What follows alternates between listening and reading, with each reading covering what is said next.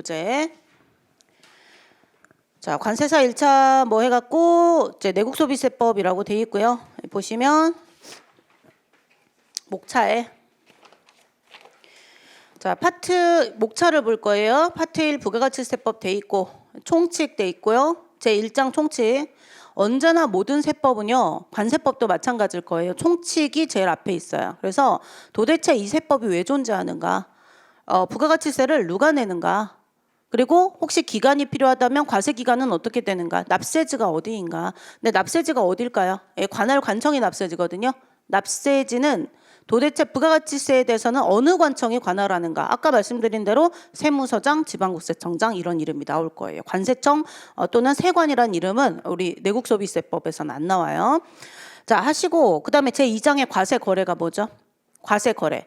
이게 소비자들한테 판매할 때 이제 제가 편의점에서 오늘 빵을 샀는데 빵을 사서 집에 들고 가서 내일 먹을 수도 있잖아요. 사실 편의점에서 산다라고 해서 그걸 내일 먹을지 모레 먹을지 그건 몰라요. 근데 소비가 일어나는 시점에 과세하려면 소비자야 네가 가서 세금을 내라 이렇게 할 수밖에 없는데 그럼 안 낸다고요. 그래서 판매하는 시점에서 세금을 걷도록 하고 있죠. 어떻게? 가격에 포함해서. 그래서 이게 이제 부가가치세도 그렇고 전부 다 부가가치세에서 특징을 좀 더 많이 보시면 되는데 얘를 과세 대상 거래 단계에서 과세를 해요. 그래서 과세 거래라고 불러요. 그래서 과세 대상 거래가 세 가지입니다. 재화의 공급, 용역의 공급. 자, 2절에 뭐라고 돼 있어요? 재화의 수입이 있죠. 그래서 관세사님들이 부가가치세를 잘 하셔야 돼요. 세관 통관 시킬 때 이게 부가가치세 품목이냐, 부가가치세 면제 품목이냐. 부가가치세가 과세되는 품목이면 수입 세금 개선서라고 하는 서류를 받으셔야 되고요. 부가가치세가 과세되는 거면 수입세금 계산서, 면세되는 거면 수입계산서라는 품목을 영수증을 받으시고 부가가치세를 낼 건지 말 건지를 점검을 하셔야 돼요. 되게 유명한 일화가 있어요. 90년대 초반 되게 옛날이긴 한데 90년대 초반에 이거는 관세사님들이 뭘 문제를 일으킨 게 아니고 이제 저희 소송 사건에 되게 유명한 사건이거든요.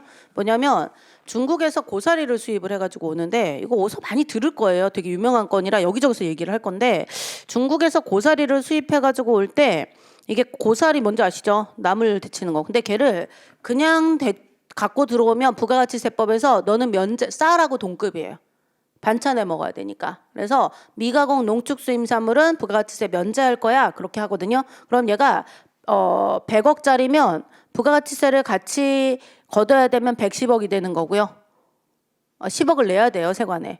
물건 가격이 100억짜리면 부가가치세 과세 품목이면 10억을 세관에 내야 되는 것이고 면세 품목이면 10억을 안 내도 되니까 되게 중요한 이슈거든요. 중국에서 톤 단위로 수입해 오면 금액이 크겠죠. 그래서 이때 이제 당연히 고사리면 면세다라고 생각하고 이걸 어떻게 한 거예요? 부피를 줄이려고. 물류 비용이 드니까 부피를 줄이려고 살짝 데쳤어요. 살짝 데치는 순간 가열하면 과세가 돼버려요. 그래서 부가가치세가 과세가 돼서 아니다 이거는 고사리다 이거는 뭐 가공을 하거나 양념을 한 것도 아니고 그래가지고 그때 엄청 큰 소송이 있었거든요. 그래서 그 당시는 다른 이제 전제를 또 봐야 돼요. 전제를 소송 같은 거는 무조건 함부로 결론을 얘기할 수는 없지만 그 당시에는 이제 과세 쪽으로 기우는 판결이 나왔었고요. 어찌됐건 이제 뭔가 이제 수입을 하는데 면세인 줄 알았는데 과세가 됐다 그러면 상황 판단 잘못하셔서 물건 가격의 10%를 세금으로 내야 돼요. 더군다나 부가가치세는 과세 표준이 이제 세금 계산하는 기본 단위거든요. 과세 표준에 개별 소비세, 주세, 교통에너지 환경세를 붙여요. 무슨 얘기냐? 물건 가격이 100만 원인데 개별 소비세가 20만 원이다. 그러면 120만 원의 10%가 부가가치세예요. 세금에 세금을 붙여요. 근데 모든 세금이 아니고 개별 소비세, 주세, 교통에너지 환경세, 교육세, 농어촌 특별세는 걔를 붙이고 거기에 곱하기 10%예요. 그래서 혹시라도 만약에 여기에 이제 주세가 붙는 주류가 있다라고 하면 내가 거래하는 품목이 이 주세법상 과세 대상이다 그러면 일단 물건 원래 본연의 가격에 주세를 붙이는 거예요. 그리고 그 가격을 합해서 주세까지 합한 가격의 10%가 부가가치세예요. 그래서 되게 이게 이제 부가가치세 과세 품목이냐 면세 품목이냐가 너무 중요한 거라서 우리가 이제 그런 것들을 시험에서 이제 체크를 할 거고요.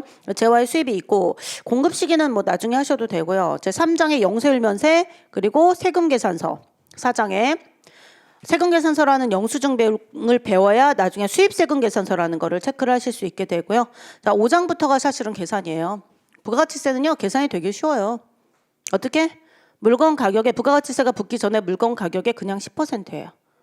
우리 이제 소비자들은 자기가 낸 돈이 부가가치세가 포함된 거니까 나누기 1.1을 하면 되는 거고요. 그래서 과세표준과 매출세액은 과세 대상이면 곱하기 10% 그냥 하시면 되는 거고 그게 매출세액이 되는 거고 자, 매입세 공제는 이제 배우면서 얘기를 해드릴 거고 다음 페이지 가셔서 그리고 신고납부 6장에 자 7장에 간이과세라고 하는 특이한 게 나온 거 8장에 보칙이 나오는데 시험 문제가 간이과세에서 한 문제 한 개에서 2개 정도 꼭 나오고요. 보칙에서도 나와요. 그러니까 보칙은 보통 다른 세무사 시험이나 이런 데서는 잘 안 내거든요.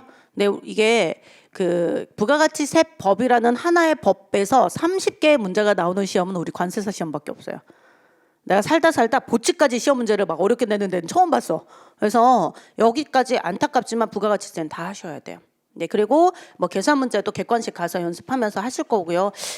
처음부터 버린다라고 생각하지 마시고요. 기본 그 틀을 익혀놓으면 비슷한 문제가 계속 나오기 때문에 계산도 하실 수는 있거든요. 네, 처음엔 단순한 게부터 시작할 거고. 자, 뭐죠? 일단 총칙 배우고 나서 뭘 과세할 거냐, 어떤 게 과세 대상이냐. 근데 그거가 포괄적으로 돼 있긴 해요. 근데 어떤 거에 대해서 과세할 거냐, 그리고 과세 표준은 얼마로 할 거냐, 세율이 얼마, 계산 구조 나오고 신고납부 절차 나오면 끝이에요. 세법이 분량이 많은 것 같지만 그리고 이제 중요한 게 영수증 처리를 어떻게 할 거냐 이런 내용들이 좀 들어가고요. 개별 소비세 가볼까요? 목차. 자, 파트 2 개별 소비세법 목차에 항상 총설, 총칙, 총설 중요합니다. 개별 소비세가 뭐냐? 특징이 뭐냐? 그다음에 이제 1장의 3번에 부가가치세와 개별 소비세를 비교해 놨죠. 비교하는 문제가 나오거든요. 하시고 그러면 2장에 뭐가 있어요? 아까 부가가치세법에서도 뭐가 과세 대상인가였죠. 여기서도 그럼 뭐에 대해서 과세할 거냐? 여기서 이제 시험 문제가 꼭 나오는 거죠. 과세 대상, 세율 하시고 3장의 납세의무자. 그럼 누가 내는가? 그리고 언제 과세하는가? 아까 뭐라고 그랬죠? 반출할 때. 제조장에서 반출할 때 세금을 낼 거고요. 그런데 반출할 때 세금을 내는데 4장에 가서 보시면 미납세 반출. 원래 반출할 때 무조건 세금을 내야 돼요. 공장에서 끄집어낼 때 무조건 세금을 내고 혹시 나중에 문제가 생기면 환급을 받으면 돼요. 그런데 미납세 반출, 반출 시점에 과세 안 하겠다. 이건 시험 문제 무조건 매년 하나씩 나와요. 미납세 반출 대상 외워야 되고요. 그다음에 이제 거기에 보시면 면세 5번 제4장의 5번 6번 면세 아까 부가가치세도 면세 있었죠. 그건 부가가치세 면제 여기는 개별소비세 면제 이런 개념입니다. 하시고 과세표준 나오고요. 다음 페이지 가셔서 그 다음에 7장 절차 그 다음에 뭐 관리 감독 업무 이게 세법의 체계가 거의 비슷해요. 총칙에 누가 내는가 특징이 무엇인가 어디에 대해서 세금을 내는가 약간 개괄적인 내용을 얘기해주고 나면 그 다음에 정말로 무엇이 과세 대상인가 어디에 대해서 과세하는가 그래서 금액을 어떻게 계산할 건가 그 다음에 절차 이게 끝이에요. 네, 하시고 그 다음에 주세법도 총설 나오고요. 납세무 성립시기 세율 면세 나오고 얘는 조금 이게 뭔가 복잡한 게 있어요. 제 3장에 가서 보시면 과세표준 아까처럼 미납세 반출은 개별 소비세하고 주세 다 있는데 둘이 좀 헷갈리시면 안 돼요. 공부하다 보면 될 거고 그다음에 절차적 사항 나와요. 그리고 사실 5장 6장 있잖아요. 이걸 제가 보론으로 적어놓을까 말까 하다가 어차피 기출문제는 안 넣어놨으니까 5장 6장이 원래 주류 면허에 관한 법률과 관련된 파트예요. 근데 앞에 1장, 2장, 3장, 4장을 읽다 보면 주류 면허를 받은 자가 어쩌고 저쩌고가 나왔을 때 얘를 해석을 해야 되니까 일단 5장하고 6장은 참고용으로 알아놓으세요. 되셨죠? 하시고 자 이제 다음 시간에 부가가치세법 본격적으로 교재 10페이지 들어갈 거고요. 숙제 하나 내드릴게요.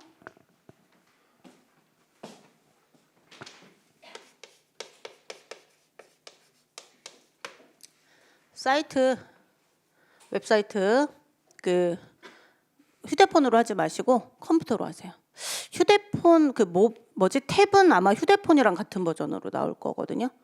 가급적 가능하면 뭐 안 되면 어쩔 수 없지만 둘 다 있어요. 모바일 버전도 있고 탭은 아마 모바일 버전이 뜰 거라서 웹 버전으로 해갖고 어딜 가느냐?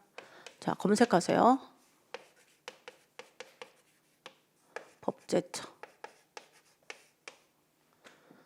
네이버나 이런 데 들어가서 법제처라고 검색을 하시면 법제처가 뜰 거고 클릭을 하시면 법제처로 들어가요. 그럼 거기에다가 개별 소비세, 부가가치세건, 개별 소비세건, 주세건, 뭐 주세법 하나 해볼까? 뭐 주세법을 법제처 사이트에서 제일 위에 메뉴에 주세법을 이제 검색을 해보세요. 그러면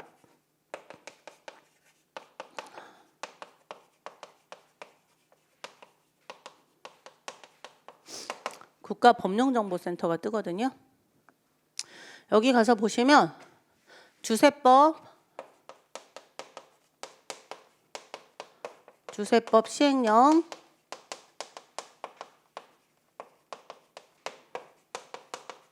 주세법 이렇게 보이실 거예요. 근데 가끔 보면 빨간색으로 예 이렇게 돼 있는 게 있는데 그건 아직 지금 시행 시기가 아니니까 걔는 넘어가셔도 되고요. 주세법을 클릭하셨다가 클릭하시면 본문이 보이거든요. 본문이 쫙 펼쳐져요. 제1조, 제2조, 제3조 이렇게 펼쳐져요. 걔를 한번 왜 이렇게 폴더 같은 거에 마이너스 이렇게 플러스 해갖고 되는 거 있잖아요. 한번 본문을 쫙 펼쳐진 걸 다시 클릭했다가 아무튼 다 클릭해봐요. 해보면 제1장, 제2장 이렇게 가장 큰 제목 뼈대만 나와요. 그래서 주세법의 시행령, 시행규칙은 얘를 따라가기 때문에 자 지금 이렇게 검색을 하셔가지고 우리 지금 3가지 법 있잖아요. 내세법 3개의 목차를 손으로 탭에다 손으로 적어도 상관없으니까 적어 오세요. 법 체계를 좀 본인 스스로 익히시라고. 숙제 안 한다고 떨어지지는 않는데 법이 뭔지를 조금 세법에 대해서 조금 이런 틀이 있구나를 알고 공부하는 게 훨씬 좋아요. 그래서 여기서 목차를 보시면 뭐 제1조, 2조 말고요. 제1장, 제2장, 제1장 총칙, 제2장 과세거래, 제3장 뭐 영세율 및 면세, 부가가치세는 제3장이 영세율 및 면세예요. 그러니까 우리 목차랑 부가가치세는 거의 비슷하게 돼 있고 주세법은 뒤에 뭐 5장, 6장이 있잖아요. 근데 그런 게 없을 거예요. 그래서 주세법부터 해가지고 이걸 적어서 본인이 하나 갖고 계시는 게 좋아요. 그래서 틈 날 때마다 이게 어떤 내가 뭘 공부해야 되는구나 하시고 나중에 공부하다 보면 각각의 장별로 기출문제가 좀 많이 나오는 데가 있고 적게 나오는 데가 있거든요. 근데 이제 적게 나오는데 좀 쉬운 파트가 있고 문제 개수는 적은데 좀 나는 여기가 너무 안 외워진다. 그럼 거기는 이제 제끼면 되잖아요.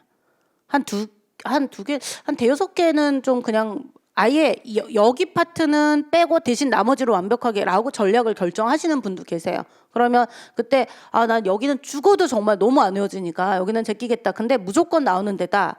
근데 한 문제가 꼭 나오는데 공부하는 시간은 뭐 한 5문제를 위한 공부보다 시간이 더 많이 걸리는 것 같다. 그러면 약간 이제 전략적 선택을 하실 때 알고는 계셔야 되잖아요. 목차에다 적으셔도 되는데 목차는 제가 약간 변형해 놓은 거기 때문에 법 조문 자체의 흐름을 알고 계시는 게 좋아서 이거 숙제로 한번 해갖고 오시라고 말씀을 드린 거고요. 잠깐 쉬시고 이어서 다음 시간에 10페이지 부가가치세 총칙에 대해서 들어가도록 하겠습니다. 잠깐 쉴게요.